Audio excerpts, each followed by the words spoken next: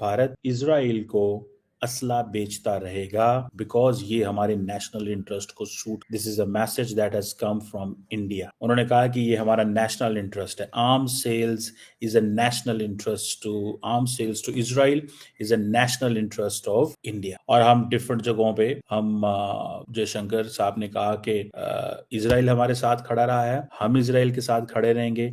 और ये जो एक्सपोर्ट्स की बात है, ये हम डायरेक्टली हो इनडायरेक्टली हो इसकी कुछ भी हमें कीमत अदा करनी पड़े, but we will keep standing with Israel. ये है उनकी कमिटमेंट। और इसमें आप ये देखें, ये बहुत सारे लोगों को ये भी है कि इंडिया के अंदर बहुत बड़ी मुस्लिम पॉपुलेशन है, लेकिन मुस्लिम पॉपुलेशन खामोश है क्योंकि ये इंडियन गवर्नमेंट का फैसला है कि हमने हर कीमत पे असला देना है इजराइल को। Multiple reasons. One, when India gives weapons to Israel, it has multiple meanings. One meaning is कि इंडिया बेसिकली ये बता रहा है कि कश्मीर के हवाले से भी अगर कोई ऐसी मूवमेंट चलेगी तो हम उसको ऐसे ही डील करेंगे जैसे इजराइल गजा को डील करता है। इसका पहला मतलब ये है। So this is a message for Pakistan, this is a message for the Muslims with in India. ये एक पॉइंट। दूसरा पॉइंट इसमें बड़ा क्लियर है कि इजराइल के पास जितनी भी टेक डेवलपमेंट है, टेक एडवांसमेंट है, वो सारी की सारी जो है वो मौजूद है। अगर इजराइल को के पास हेरोन ड्रोन्स हैं तो इंडिया ने वो ड्रोन्स लिए। वाई? बिकॉज दे नो इसकी सिग्निफिकेंस, इन ड्रोन्स की सिग्निफिकेंस मौजूद है। वो समझते हैं हमें ये ड्रोन्स चाहिए और हमें ये ड्रोन्स लेने चाहिए, हम लेंगे और इसका इस्तेमाल करेंगे। ये एक चीज ज़हन में रख। सो वो जो टेक चीज है वो भी। तीसरी इंपॉर्टेंट चीज ये है अमेरिका। इंडिया इस चीज को महसूस करता है कि अमेरिका और इजराइल के जितने करीब ताल्लुकात हैं, हम we want to stay on the side of the United States and we must not have these stand on these moral grounds कि नहीं जी वो तो हम अखलाकियात पे बात करेंगे तो ये तो वो कहते हैं ये अखलाकियात पे बात करना ये हमारा काम नहीं है। This is not our job, ये किसी और का काम होगा। सो अमेरिका, इजराइल के टैक्स सपोर्ट, कश्मीर के हवाले से। चौथा, the Israelis have told Indians how to look Kashmir from the lens the way the Israelis look from an Israeli lens to Gaza। उन्होंने उनका लेंस चेंज किया, ठीक है, कि आपको कैसे चीजों को करना चाहिए। देन माजी में भी ये बात रही और ये बात चली कि हमेशा और हमेशा एक बात चली। क्या चली? कि जो भी हो जैसे तैसे इजराइल और इंडिया का एक ताल्लुक रहा है that they need to eliminate Pakistan nuclear programme. ये पाकिस्तान के अंदर इस बात के हवाले से ये एक बड़ी कंसिडर्ड ओपिनियन। व्हाई?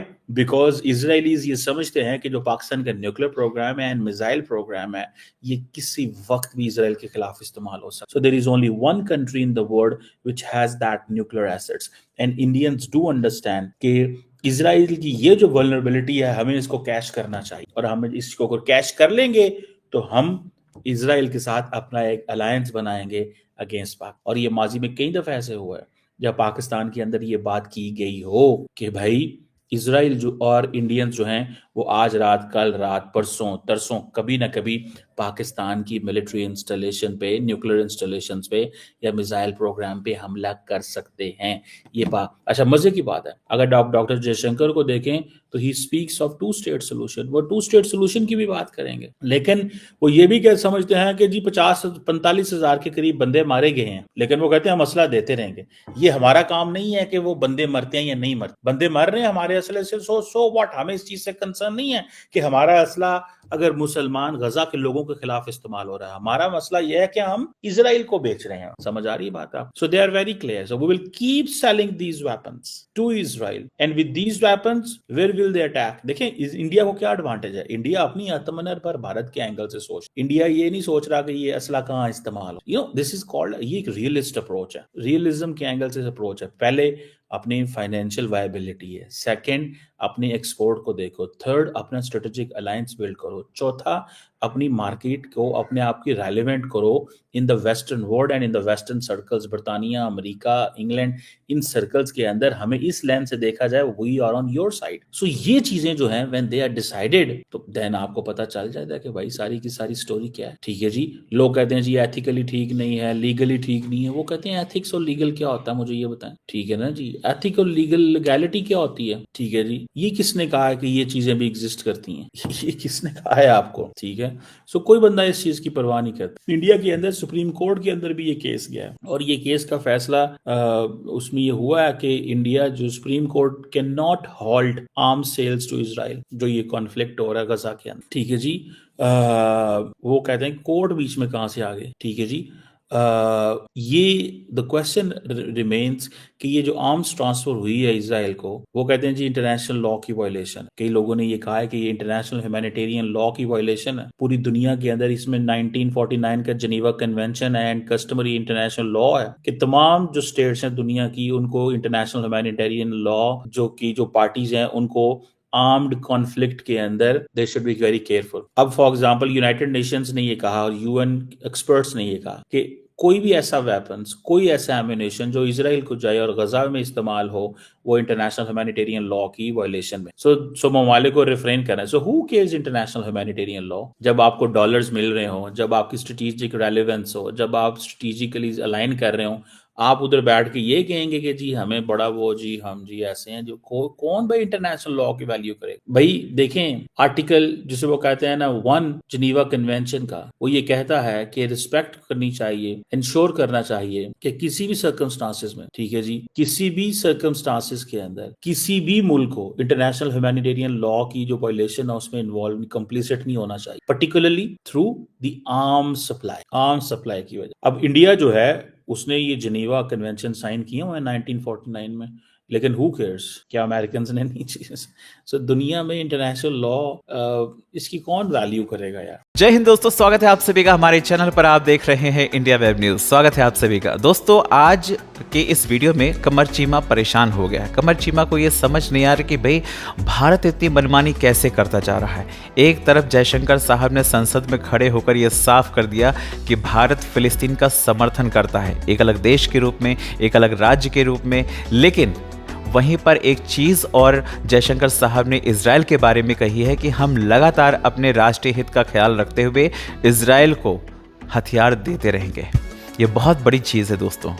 खुले आम संसद में जिस तरह से जयशंकर साहब ने कहा है ना, उससे पाकिस्तान घबरा गया है।